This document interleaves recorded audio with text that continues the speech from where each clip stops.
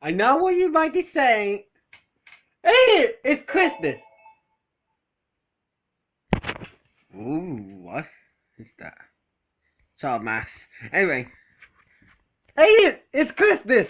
Talk about Christmas things, not Fnaf again. And I know, it's Fnaf. And I have no reason to talk about it.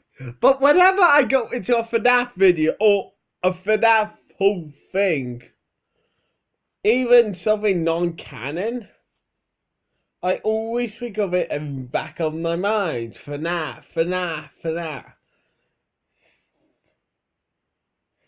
And I left one thing unsolved in my last video. Who is the purple guy in Fnaf 4? Is it still Michael? Or is it actually William? Well, I think it's Michael. Now, I know what you're thinking. Hey, this now doesn't make any sense. But we've been thinking it all backwards, haven't we? The first problem I have with assuming this is William is that he killed a kid before this. Yeah, in the first location of Fazbear's Diner, as we see in FNAF 2. So it's like, why would the store owners of Freddy Fazbear's Pizza hire a guy that they're known to kill? Like, why? And even the same game, there's a purple guy twice later in the game. It's like, why? So I kept on thinking on this point. I mean, until I reached a sort of conclusion.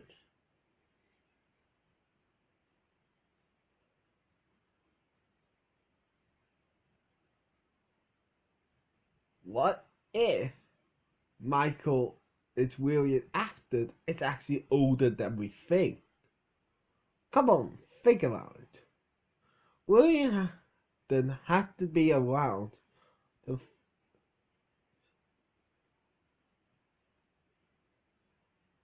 diner era, meaning that he's much older.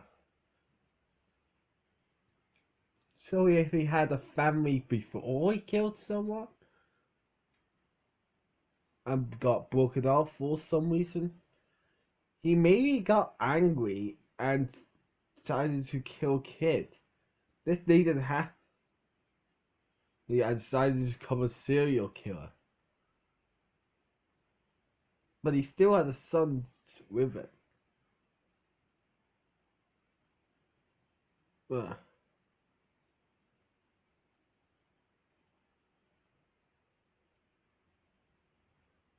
So, a sissy of sorts. A brother. Called Michael.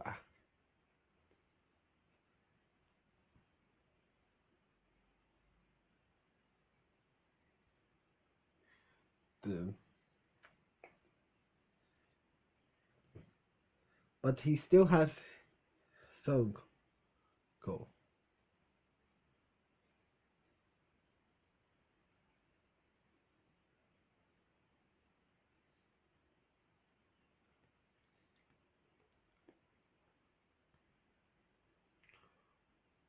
He is old. He finally gets old enough to apply for a job. So,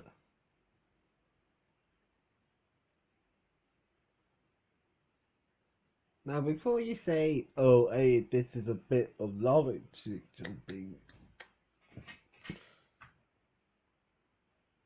number of purple guys appears in this game. I presume that the little other. But why did we assume this? There's literally no evidence to pointing as to why. All we could know is that this guy is just a random figure in the shadows, torching on a suit for another employee, which he is. Yes. And you can't say anything against that because you had no evidence pointing to some being the guy's son. Aha! The two Scots could confirm that this is Ghost son or William's son. I'm sticking with this roundabout way of thinking about it. Anyway, what happened?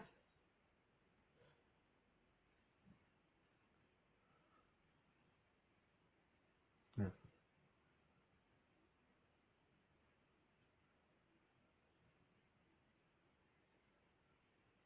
Why? So,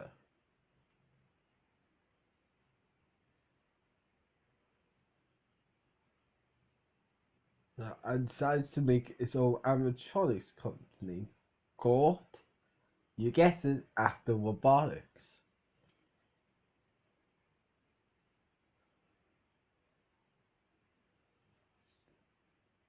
And his father is head of the company, as he's the brain.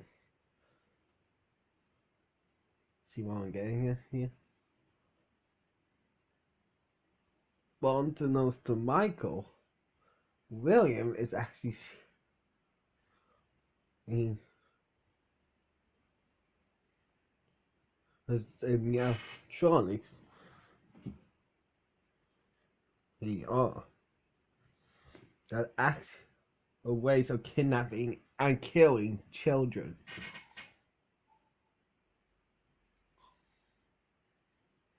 He wants to continue his murder spree, especially after Henley.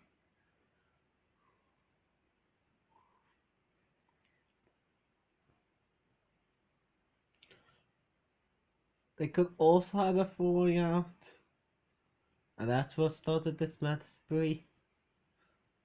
Eh, but like I said, it's all hypothesis at this point. Then afterwards,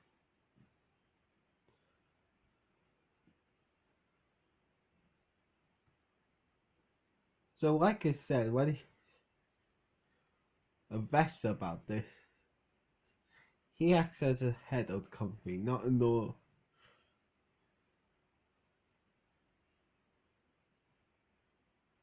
What?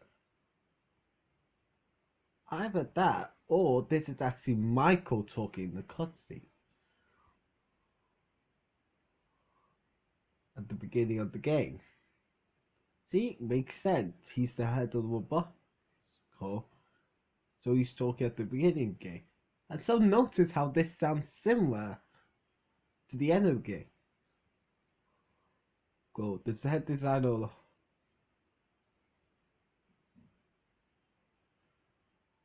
Why? Because William asked him to. I decided to invent them into these animatronics. However, Tiny girl, and she gets trapped inside a baby. You know what happens next. Bye bye bye, he gets turned into Ennard. Bye bye bye, he gets turned into Springstrap. But now it makes a whole lot more sense. These are two partners working together. Michael as the son and William as the father. And rather than William acts on Michael, he does it for him without even questioning. Well, we don't know if he questions it or not. So when he starts making his own animatronics in his own mobile factory, William asks him to make those electronics and know his father is a serial murderer, he makes them. And then she turns into the purple guy. Does get hired for a new job, even though his body smells like stuff in Fnaf 2 and in Fnaf 4. Dude, that action cutscene sounded like it came from Fnaf 3. Seriously, first they didn't recognize you. Then I thought it was you. Sounds like I have that suspicion of both of these games. More connections! But obviously, the rabbit hole does go deeper. And like I said, this all is speculation at this point. Until Scott confirms what is going on, I'm sticking with the whole father and son thing. For some reason I think this is Chipper's son, but in another universe. Anyway, this has been that one here, signing out for another FNAF theory. And for this next time I do a talk series, please don't let me get involved with a series that's completed. Ooh, Undertale!